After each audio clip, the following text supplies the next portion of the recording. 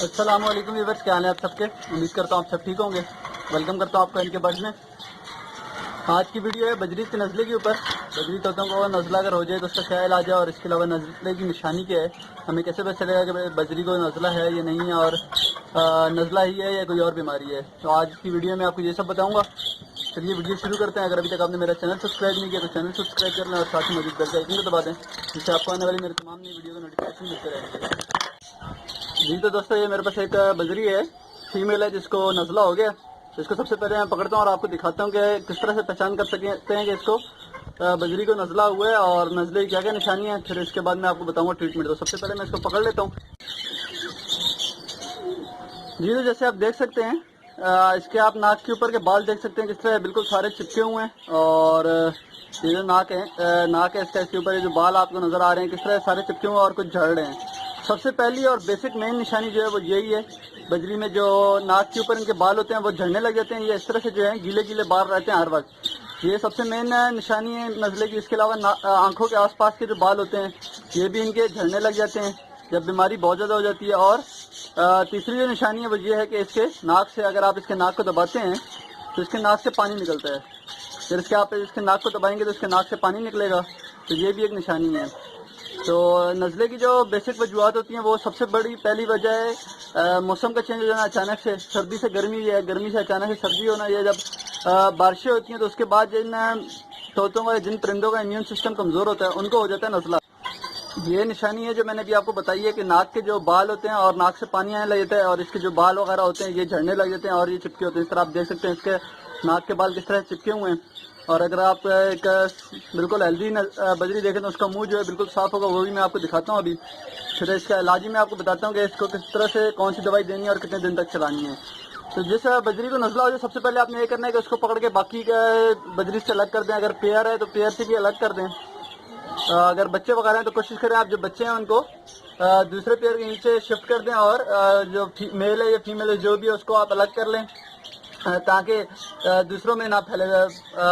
नज़ला एक ऐसी बीमारी है जो फ़ौरन से फैलता है और आपकी पूरी की पूरी कॉलोनी को डिस्टर्ब कर सकता है। जिस परिंदों को आप देखें कि नज़ला हो रहा है, नज़ले की शिकायत सिम्टम्स नज़र आ रहे हैं, उसको आप फ़ौरन से एक अलग केज में कर दें, और केज भी जो है दूसरे परिंदों से दूर ही हो।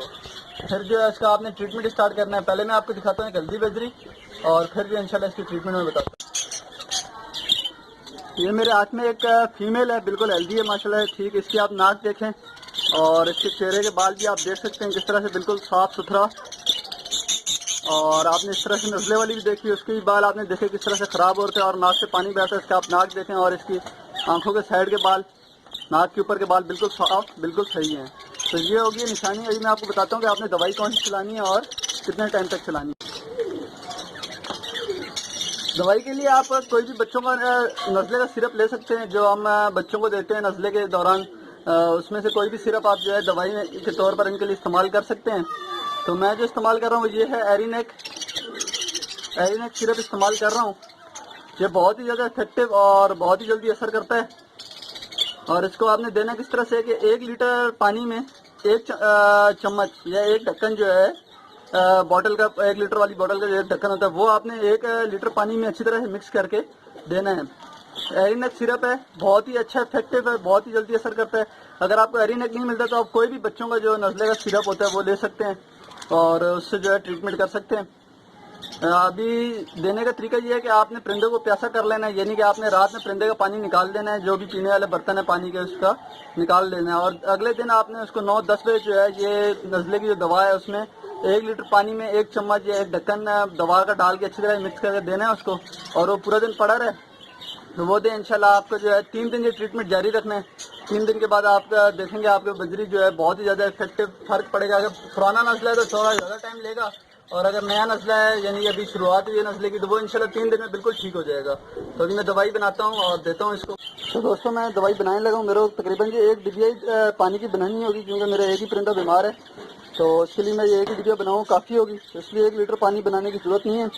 मैंने थोड़ा सा पानी ले लिया बोतल में, और इसमें मैं इस हिसाब से जो है बिल्कुल थोड़ा सा दवाई डालूंगा।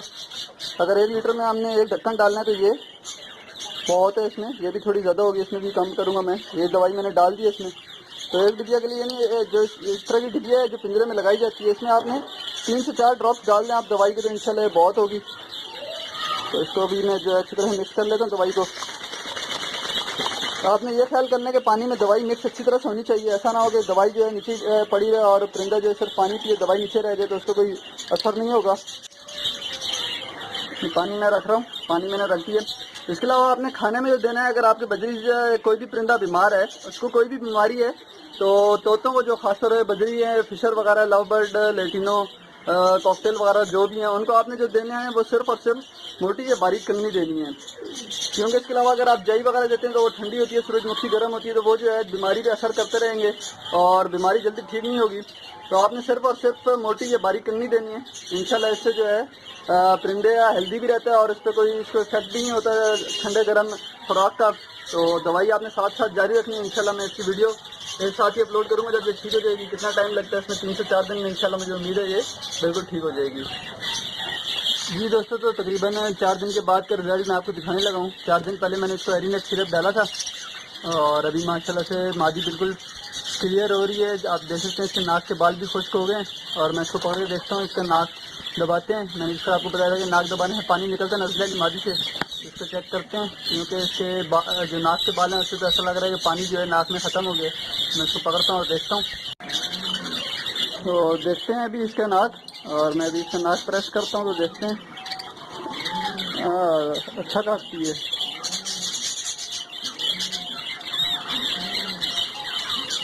देख सकते हैं नाक प्रेस करने पे बिल्कुल खाली है माशाल्लाह से। नाक से किसी भी किस्म का कोई भी पानी फ्लूइड वगैरह कुछ भी नहीं निकल रहा। इसका ये मतलब है कि इसका नज़ला जो है बिल्कुल ख़त्म हो गया। तो इंशाल्लाह अभी 1 से 2 दिन में इसको जो है सादा पानी दूंगा, फिर 2 दिन जो है मैं इसको कोई भी अच्छा एंटीबायोटिक दूंगा। इंशाल्लाह आपको बताऊंगा मैं कौन सा एंटीबायोटिक दे रहा हूँ। तो ये नज़ले का इलाज हमने किया। चलो उम्मीद करता हूँ वीडियो आपको पसंद आई होगी। किसी भी किस्म के सवाल के लिए अगर आपके बजरी वगैरह में कोई प्रॉब्लम है तो आप मेरे से कमेंट बॉक्स में रब्ता कर सकते हैं। वीडियो को लाइक करें, दोस्तों के साथ शेयर करें। इंशाल्लाह मिलते हैं फिर किसी नई वीडियो में।